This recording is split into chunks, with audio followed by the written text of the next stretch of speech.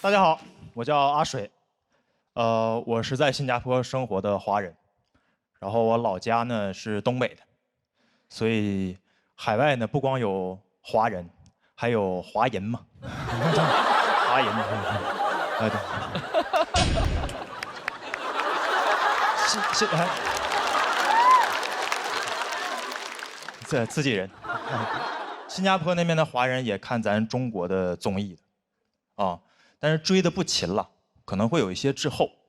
咱这边的很多梗啊、流行语啊，传过去可能都成老梗了。但是我们也很爱看，很爱看，因为质量都很好，很精彩。怎么说呢？奥利给啊，形容一种酷毙了的感觉啊。包括单口喜剧综艺，我看的比较晚。这么说吧，现在海外网站上我看得到的几个国内脱口秀新星。现在他们在国内已经看不到了，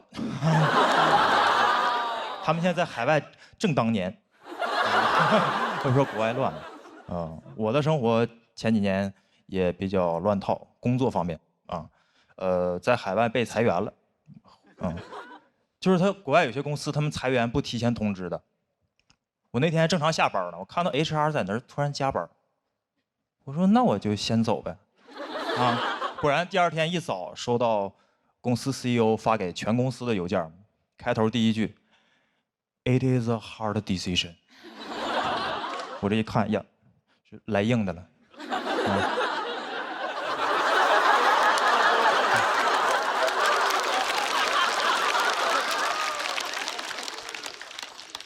确实是能先走了，是吧？当天就被裁了，当天被裁的。跟大家说一下是啥公司吧。就国外那种一创业就要做什么全球化的公司 ，global company， 哪有那么 global 啊？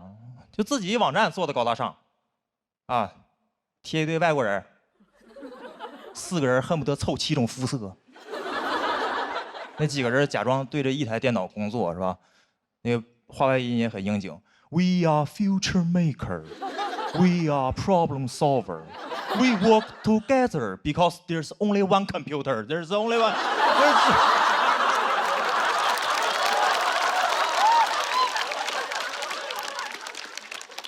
一台电脑可不就 work together 吗？当时在海外接着找工作，挺累的，就是要接触各种 HR，就是刚被一个企业踢出来，你要再听新的 HR 宣传他们那些企业文化，我心里就俩字儿：忽悠。接着忽悠。我当时面试咱国内大厂在海外的部门，啥公司我也不说了，反正那 HR 说话挺有范儿的，感觉每个字都有节奏啊，非常感觉在跳动啊。当时那 HR 是这么跟我说的，说你要加入我们，你还是要融入我们的这种文化，也就是我们的 culture。我说，请问是什么 culture？他讲，我们的企业员工最重要的素质就是谦虚，Our people are always humble。你们知道什么人不这么说话吗 ？Humble people。你们公司这么在意 humble 吗？要人谦虚，那我加入你们，我可以玩命谦虚，对吧？老板问阿水，这个东西加班能不能完成？我说我哪有那个能力呢？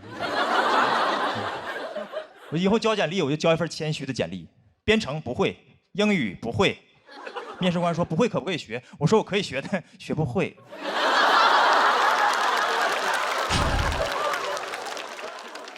我不是说 HR 的工作不好，大家都是工作。我烦的是有的企业他那种拿腔拿调的，就是招你还要教育你那种姿态，就是你也不知道他是在给做公司宣传还是找你捐钱。那到你面前就加入我们。你得到的不仅仅是一份工作，它是一段 journey， 它是一种 mission and vision， 还是一段 yeah。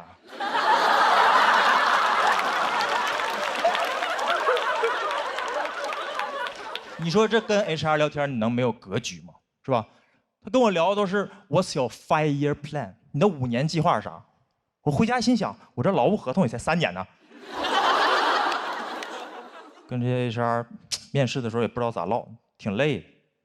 当时就特别希望学我东北我爸那样，就是在酒桌上都自来熟，能拿捏一切出场面，就是自信，对吧？一般一个老妹儿先把酒杯拿起来，有没有大哥讲两句啊？我爸拿起酒杯来，行。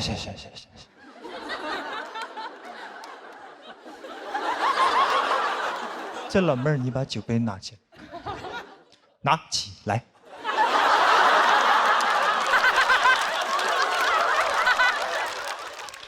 酒杯里呢有酒，我喝了，你随意啊。我这个人，咱说就是好使，咱哪天咱安排啊。那这个面试场面就会像现在一样，没有人敢说话。你感觉大哥没说啥东西吧？但是感觉大哥有东西。我面试的时候我就拿出这种自信，我面试的时候我就这么自信，谁还敢小瞧我？那 HR 拿起简历来。Can you introduce yourself？ 我说切。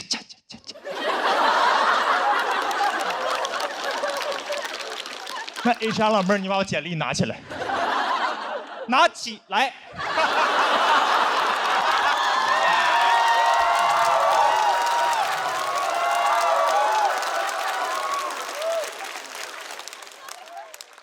简历里已经有我一个简单的经历了，我写了。你看不看？你随意是吧？我介绍一下我们东北人，我们东北人好使。咱哪天咱安排，是吧？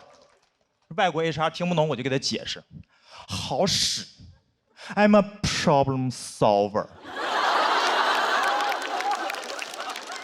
哪天安排 ？I'm a future maker。谢谢大家，我是阿水。大家好，我是阿水。我是新加坡的演员，但我是老家是东北的。今天跟大家聊聊海外的东北文化，好不好？东北的 globalization。新加坡有很多的中国餐馆，越来越多。这中间东北餐馆是最受欢迎的，而且最好辨认，因为我们东北菜就是食材和做法全都告诉你：尖椒干豆腐、小鸡炖蘑菇。铁锅炖大鹅，呀，所见即所得，是吧？你们听到东北菜名，你可能不喜欢吃，但你至少会做了。你们知道乱炖怎么做吗？你们知道冻梨怎么做吗？这考你们南方菜。知道佛跳墙怎么做吗？我不知道，后来我查过，乱炖。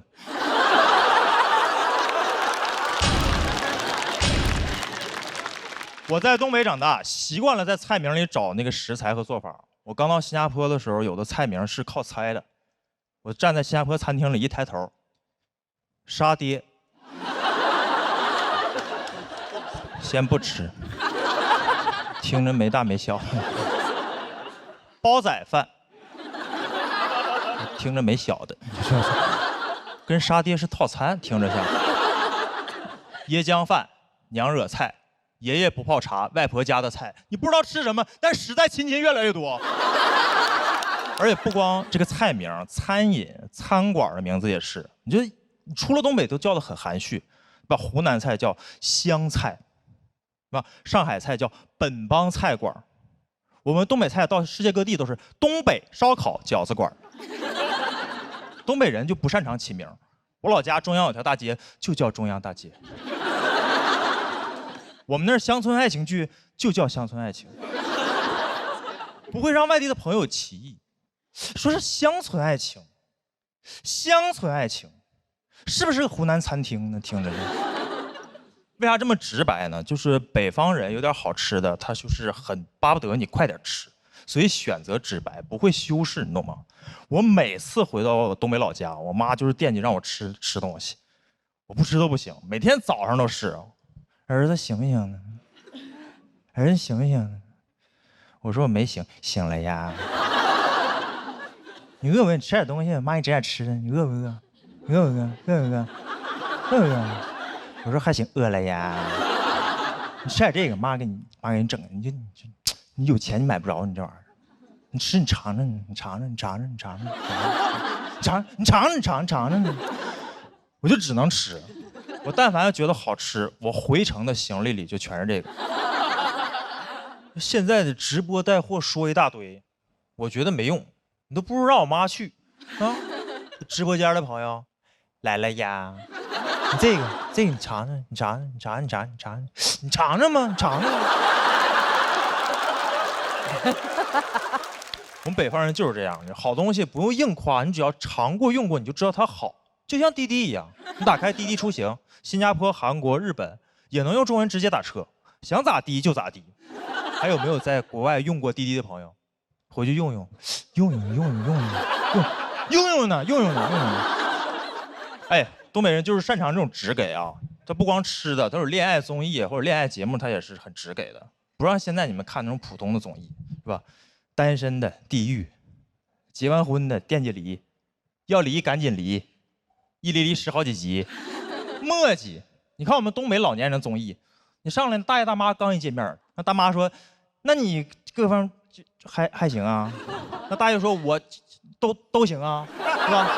哎，这好综艺，大家回去看看啊，东北看看。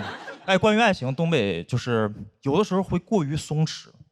我不知道大家听过那个乡村爱情的主题曲叫《谁是我的新郎》，这也太松弛了吧！都已经落到新郎了，不知道谁是新郎。我每次听这歌都有画面感，我每次听这歌都感觉是彩玲姐唱的，对面站5个小北，你说谁是我的新郎？啊？就是这种松弛。我把这个歌也给我的印度朋友听。我一直在想这个新郎是谁，直到我在新加坡给印度朋友听，我那印度朋友说，我们印度有首歌叫《新娘嫁人了，新郎不是我》。这两歌不光歌名能对上，这俩歌好像是一起写的，就都能一起唱。我知道这个时间点唱歌有点奇怪，但是你知道北方人有的时候有点好东西啊。你听听呢，听。谁是我的新郎？当当当当当当当当当！嘿，别再让我东张西望啊！那苦里猴呀猴人啊！谁是我的新郎？几米，谁是我的新郎啊？嫁！哎嗨嗨！快来到我的身旁！咚大，好。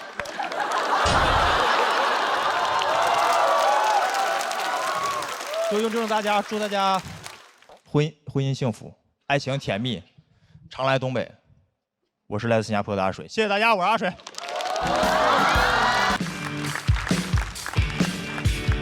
Hello， 大家好，我是刘仁成。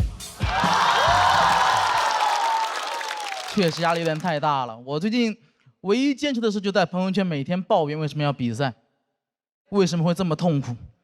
贾牛又发了一条说，为什么比赛就只让我这么痛苦呢？佳宁回复，可能是因为你没参加过高考吧。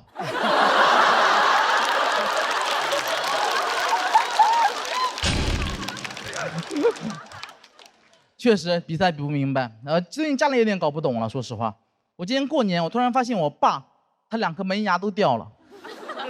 我爸现在是个非常新潮的造型，双开门牙。我就发现，当一个中年男人失去了自己的门牙之后，他就失去所有做男人的威严和男子气概，增加了很多幽默感，变得十分滑稽。我爸现在我心目中已经不像是一个父亲了，更像是个父亲。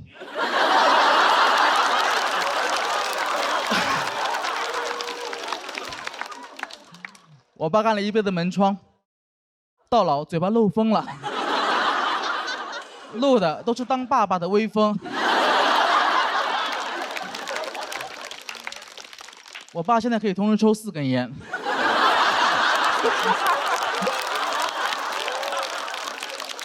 别人抽烟都是散客，他就属于卡座。其实很担心讲这个话题，大家不感兴趣。毕竟这个故事有点老掉牙了。但我爸他掉牙原因并不是因为年纪，是因为他的糖尿病的并发症。他糖尿病有点严重了，到一个很难控制的地步了。不知道为什么会这样子，可能是因为他完全没有控制吧。他对待治疗太消极了，他每天只在打完胰岛素后测血糖。我爸，你骗谁呢？你在干嘛呀？你在做数据。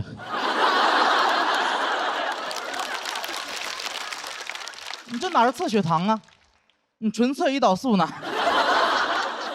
而且你说我爸他不控制饮食吧，他也没吃啥好东西，每天早上起来先吃一盆挂面，用最小的成本给身体最大的伤害。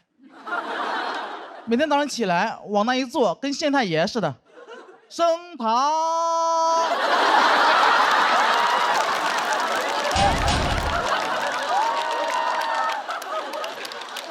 而且我爸他不仅自己早上起来他会喜欢吃挂面嘛，他不仅自己吃，他还特别喜欢给我家狗吃挂面。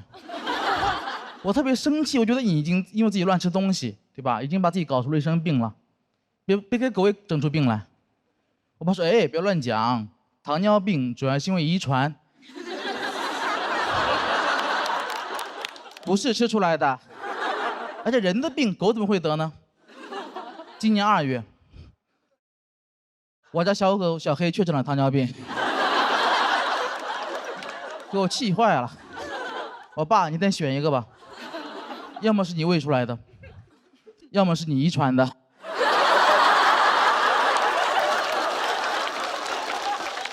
哎，你考虑到遗传，很绝望，我以后肯定也会得。过几年别人问我爸，你们家谁有糖尿病啊？我爸说，我和犬子。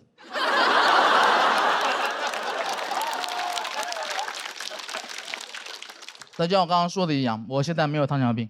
其实这个事也挺奇怪的，因为其实我才是我们家最肥胖那个人，也是饮食最不健康那个人，但我没有糖尿病。你说神奇不神奇？可能也是因为我没查吧。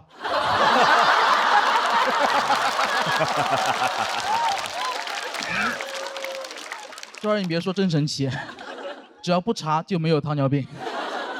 我有点害怕体检，我很久没去体检了。我上次去体检，医生嘱咐我写作业的时候离本子远一点。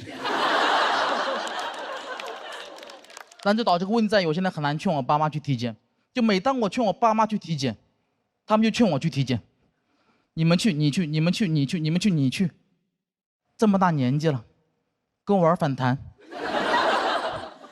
但我真的又不敢带我爸妈一块，我们3个一块去体检，因为我感觉我们这个家庭啊，不能同时承受这么多的打击。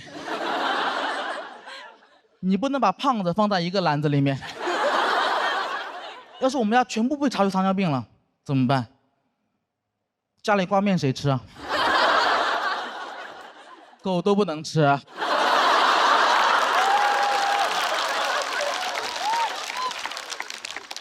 但我说这么多啊，我不是在指责我爸，我也并不觉得我比他更懂这个世界，我觉得他有点固执而已。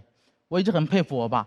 我今年28岁了，我爸28岁那年，他已经扛起了一个家，并且成为了胖子门窗的创始人 ，A.K.A. 胖子本人。他开局很艰难，因为他当年他想外出打工，我爷爷是不答应的。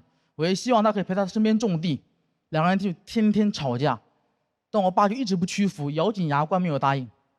那时候他还可以做到。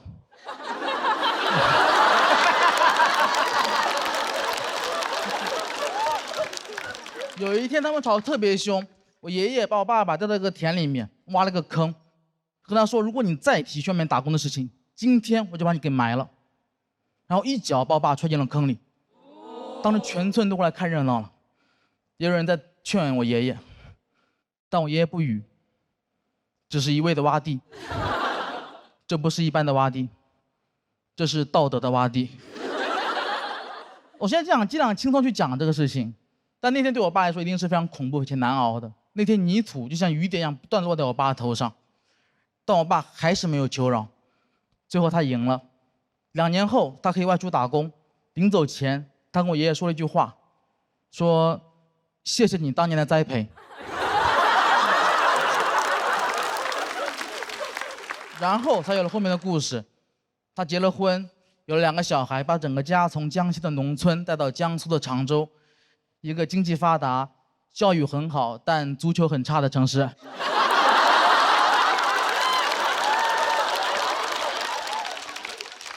这是后话了。我觉得我不如我爸，因为我比赛已经让我有点喘不过气了。如果我遇到这样打击，我可能就一蹶不振了，我就再也起不来了。我最多在小某书上起号。家人们，这个世界谁懂啊？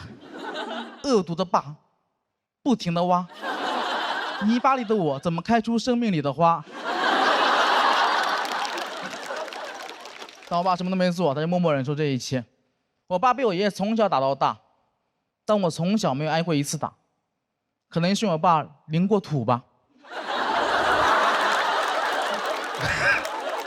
淋过土的那个男孩学会了给别人打伞。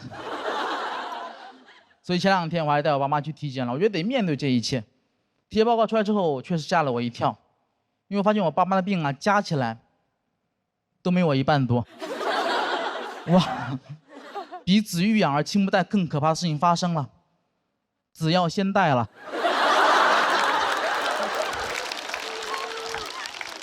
所以那天走出医院的门，我爸爸一向沉默，那天很罕见的开口跟我说了一句话，他说：“儿子，你要照顾好身体啊，你要知道你的健康才是我和你妈最大的幸福。”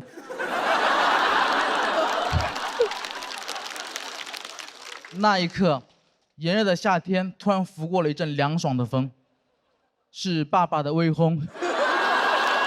大家好，我是龙小爸。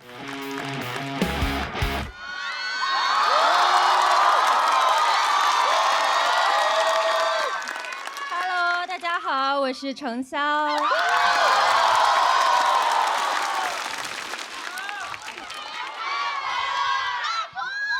其实我一直都非常爱看我们节目。那作为一个前女团成员，我感觉脱口秀跟男团女团一样，更新换代的太快了。每年都有一波新人冒出来，在这个舞台上啊，付航已经老了，房主任正年轻啊。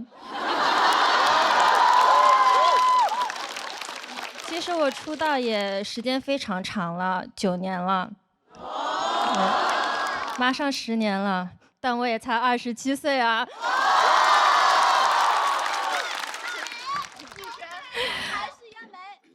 谢谢。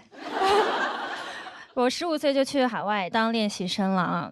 练习生生活挺辛苦的，但我很要强。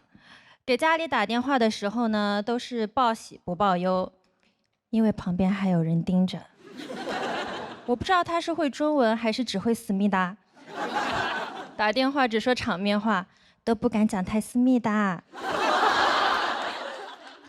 这也就是当年要放到现在，我妈每周接到一通境外来电，电话那头我跟她说我过得挺好的，不说了，我旁边有人，我妈都得怀疑，不是要成团吗？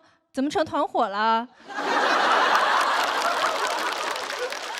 那有段时间呢，我也是会有情绪不太好的时候，我也不敢跟我妈妈说，结果我老板杜华姐就告诉我妈了，所以我现在就把杜华姐的微信备注改成了杜比音响。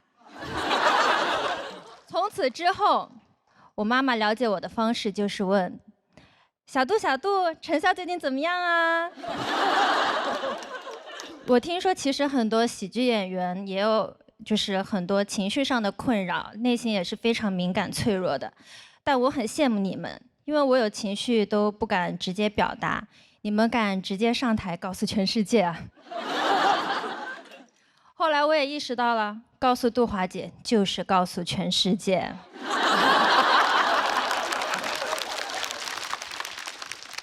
但确实有些事情让我妈妈知道了，她只会更担心。我记得有一次我左腿骨折了，然后我坐着轮椅去面试的中餐厅，他们都说你这样还去啥中餐厅啊？你该去的是中医院。然后都劝我，你就剩1条好腿了，现在得好好休息。我说剩1条好腿了，我才要努力搞事业，万一要是站起来了，谁见了不得说独立女性？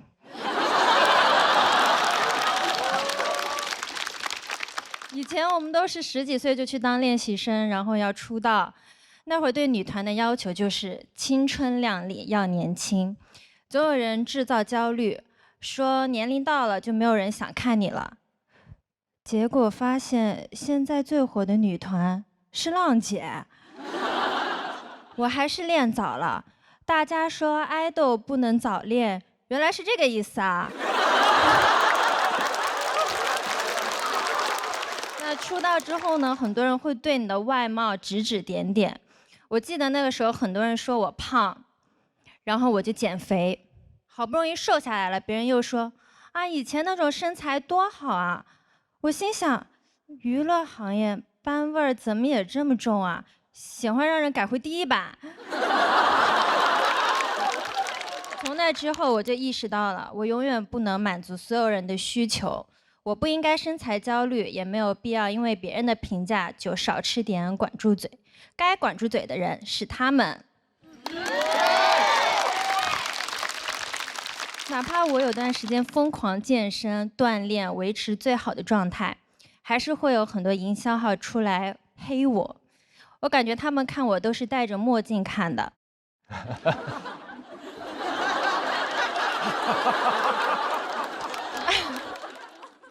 但是现在我看开了，我去户外运动也不涂防晒了，先学会自己黑自己。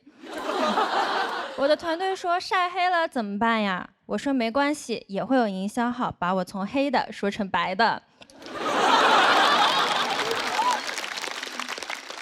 我觉得舞台上演员就应该是多种多样的，不是只有唯一解。像脱口秀演员就是高矮胖瘦都可以，这里审美是多元的。你看刘仁成多元啊！最后希望各位演员比赛都加油，能走到半决赛肯定都是很厉害的脱口秀练习生了。赢了当然是好事，输了也没关系，毕竟比赛也不是唯一的解。谢谢大家，我是程潇。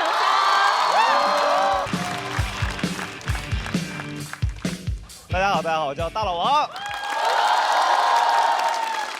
我最近忙，最近在卖一个走步机。为什么卖呢？因为是我买的，我有商品的支配权。什么是走步机？就是一个运动器械，就是跟跑步机差不多。跑步机的最高配速12，走步机最高配速6，你就可以理解为就是跑步机老了，你懂吗？你也可以叫它跑不起来机。我这个身高体重在这个上面其实很难走起来啊，只能看起来很欢快。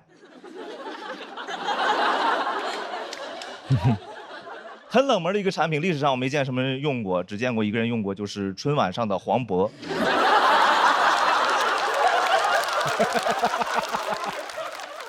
80平米的小窝，还有温柔的好老婆。这就是我现在的风格。观众说我吃了毒蘑菇。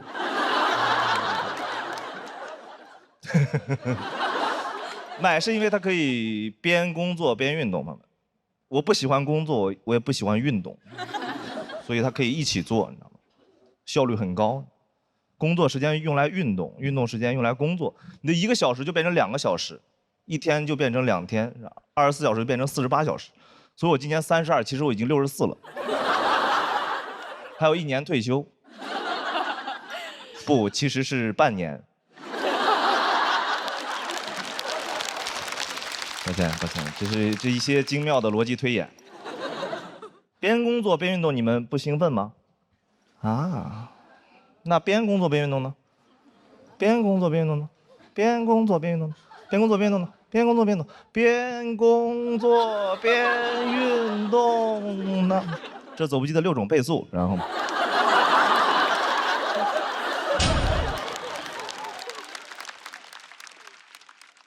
这就是在走步机上写出来的段子。我知道你们在想什么，快跑，然后想买走步机是因为我是一个很贪心的人，我其实对自己要求很高，但我能力跟不上，因为我每天起来第一件事就是定计划，定完计划就困了，然后在计划里补上回笼觉。有时候甚至觉得我是不是写啥就完成不了了，是吧？所以这什么是土度 list？这不是一个土懂的 list 吗？我其实觉得做计划就是一次理想中的自己跟现实的自己的对话了。理想中的我杀伐果断，现实中的我主要在沙发里吃饭。很怕别人问我工作进展，所以有时候楼下大爷会跟我打招呼，问我吃了吗 ，check 我进度。所以有本能反应想告诉他，这个不是我负责的。我是不太相信那些能把这些计划每一个都完美执行的人，比如自律博主那种，睡够8小时一天，工作8小时，阅读4小时，然后冥想2小时。我说啊，你阅读的时候不是冥想过了吗？我真的很爱看自律博主，我是那种会早起看自律博主的人。那种早晨起来6点就看他们忙活，瑜伽、阅读、冥想、榨蔬菜汁儿，然后上课迟到了。迟到的时候我一下子没反应过来，我说你这个是计划赶不上变化，还就是计划的赶不上？每天其实完不成计划会很自责，你知道吗？但一想，其实大家许愿实现不了的话，其实是不会责备自己的。所以我现在是以许愿的心态定计划。性难愿一生吃素，只为能完成土度。我现在会把我的土度烧给雍和宫，去雍和宫求签，神仙也会很疑惑，说你求的是什么问题啊？土度？哦 ，not to do。怎么现在我这个工作还得普度众生？我说我疯了，你不相信我？现在真实情况就是每天的时间都用来刷短视频，10几个小时在短视频上面。就现在我感觉我这个手机的使用时长呀越来越长，就感觉我这个手机买的真值。社会上发生什么充耳不闻，你知道吗？短视频流行什么如数家珍。有人跟我说这是信息茧房，我说茧房怎么茧房多舒服啊，那可是真丝的。但是我会想，你说我刷了这么多某音，我就在想，你说我是一个每天10几个小时这种优秀的某音用户，为什么我面试过不了字节跳动？我连走步机都是在某音上买的，你上哪儿找我这么好的用户啊？所以某音就是我吃的毒蘑菇。所以这个世界谁懂？某音懂。你都不懂你自己，某音懂。别的软件还在猜你喜欢，某音早不猜你，某音早知道你是个什么玩意儿的。随便推点什么你都会喜欢的，真的。我现在个人经验是这样，我现在经常通过某音了解我自己，我在利用它，你知道吗？我说哦，原来我是这种人。一个肮脏、龌龊、下流、好吃、懒做的一个想进步的人。谢谢大家，我是大老王。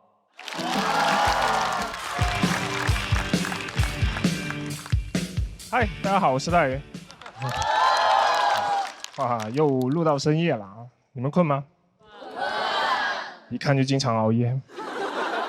这个世界很多人熬夜，我懂你们。嘉宾熬夜有通告费，选手熬夜为了比赛，那只有你们熬夜，那是真热爱啊！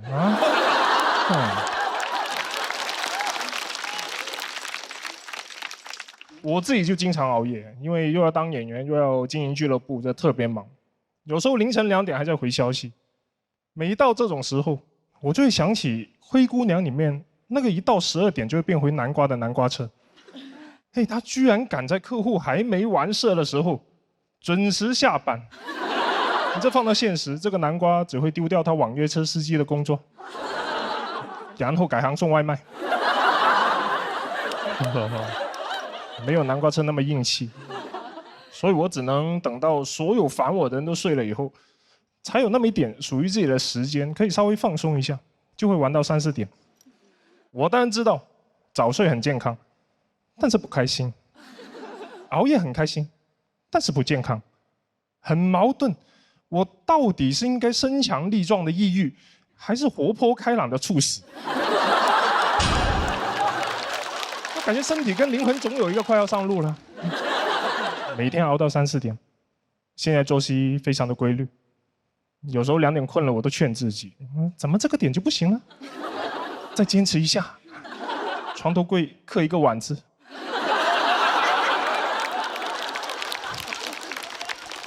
累，但是舍不得睡，即使很困，也坚持醒着休息。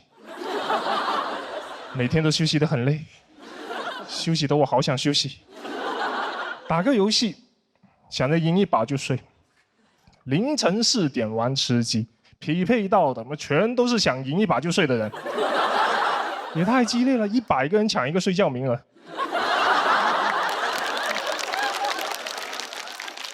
还没吃上鸡，鸡都开始打鸣了。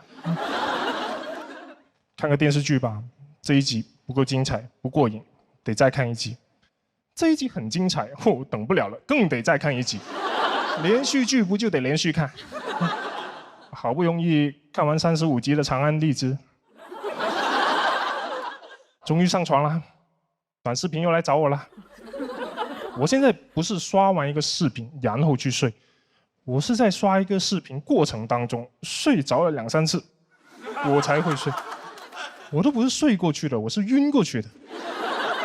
刷到美伊谈判，特朗普不同意，但是我点头了。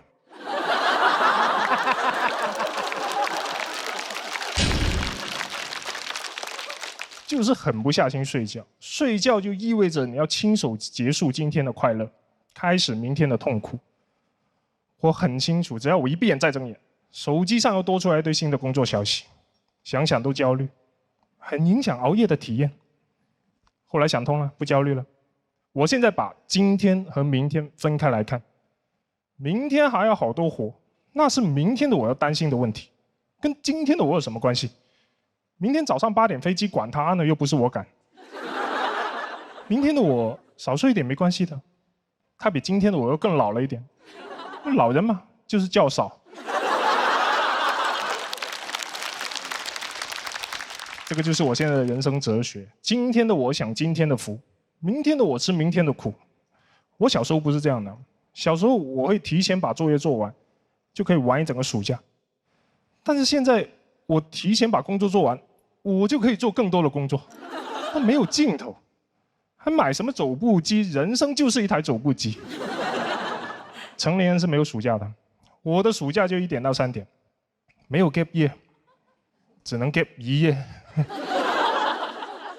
你知道弗洛伊德把人分成本我、自我和超我，我现在把我分成昨我、今我和明我。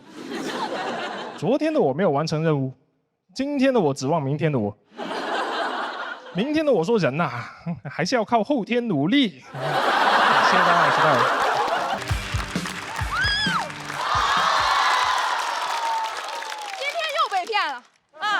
被房主任骗了，他天天都有在后面哭说我没有稿子，我没有稿子。然后他今天演成这样，啊，不是该哭的不是他吧？应该是我。每个接在房主任后面人都被淘汰了，所以你们不要把我轰下去，谢谢。啊，讲讲我啊，我说出来你们可能不信啊，我是一个能量很低的人。我说我能量低，不是我说我内向，就是我很容易累。特别容易累，我每次都是休息2小时，演出5分钟，这5分钟在台上生龙活虎，下台嘎巴就躺了。但是我有一个跟我完全不一样的妈妈，我妈能量超级高，她精力超级充沛，我俩完全不一样，我俩处理问题的方法都不一样。我妈处理问题的方法就是干就完了，我解决问题的方法就是死了得了。所以我完全不懂我妈，我完全不懂她，但是我能理解她是怎样形成这样的性格的，跟她的工作有关系。她是一名小学的班主任，她有一个偶像，叫李云龙。她的教育理念就是逢敌必亮剑。每个学校都有打扫分担区的活动，我妈的班级如果领到那种特别不好的那种打扫工具，她就会给她的学生们做扫前动员。他说：“我不管你们用什么办法去给我找工具，哪怕去偷、去抢，我要你们20分钟内把这里打扫干净。这就是我的妈妈，一个有洁癖的土匪头子。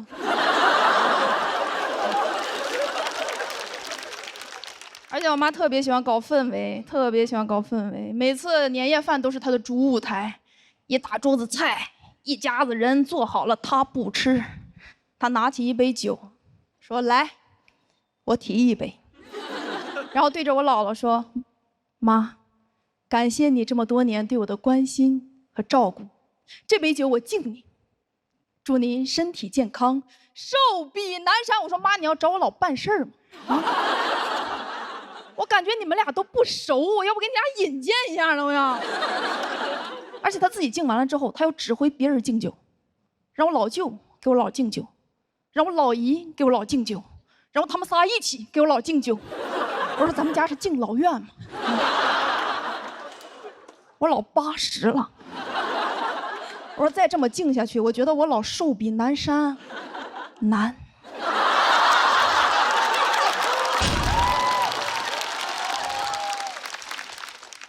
北海北海有老墓碑，起低了。我喜欢。有人喝了，我就跟我妈说：“我说妈，别敬了，我觉得我老脸色都有点难看了。”我妈说：“能不难看吗？你还没给姥敬酒呢。”而且我妈不仅自己搞氛围，她还拉着我一起搞氛围，让我在年夜饭饭桌上表演节目。你说小时候表演就表演了，长大了也表演。我说实话，朋友们，我的亲戚朋友们平均年龄40、50岁，我学幼师的。我给他们演什么？我说让我看看是谁的老眼睛没有看老师啊！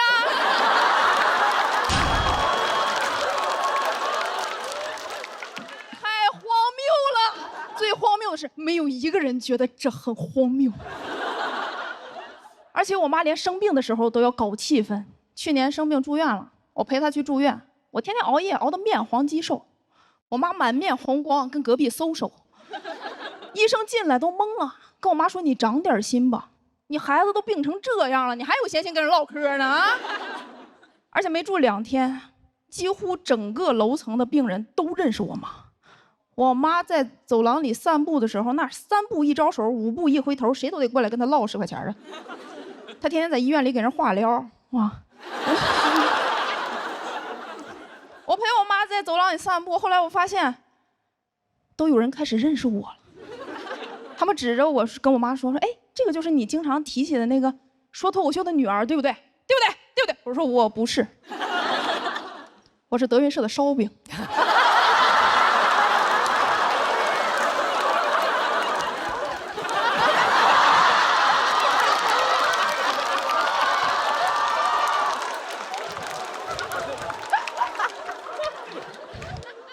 我知道这段脏，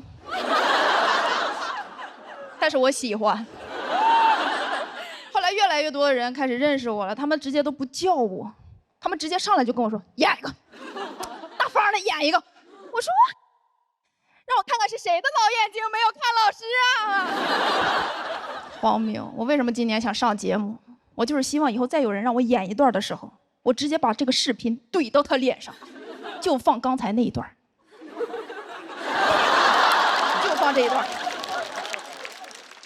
而且这些我都能理解啊，这些我都能理解。我唯一我不能理解的是，我妈她自己做完手术之后，她要操心别人的手术，我无法理喻。就人家有家属，有主治医生，她在那儿指挥人家，说你抬头，你抬脚，你扶腰，放这个床上，运动啊！我那个时候我非常生气，我非常生气，我对着我妈。漂亮！